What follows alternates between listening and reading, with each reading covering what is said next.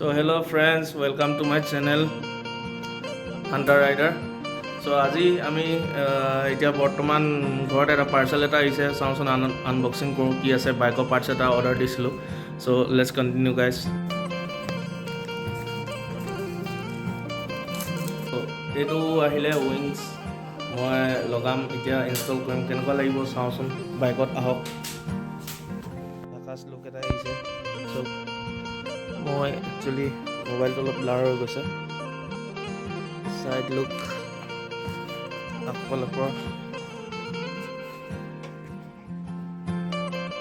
look to so clear look seta dise